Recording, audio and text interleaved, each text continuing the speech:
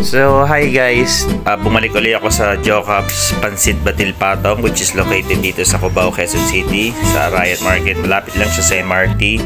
So, itatry ko na naman yung panibago nilang menu, yung Pansit Batil Patong for only 145 pesos. So, sulit siya. Mayroon siyang pre-soup.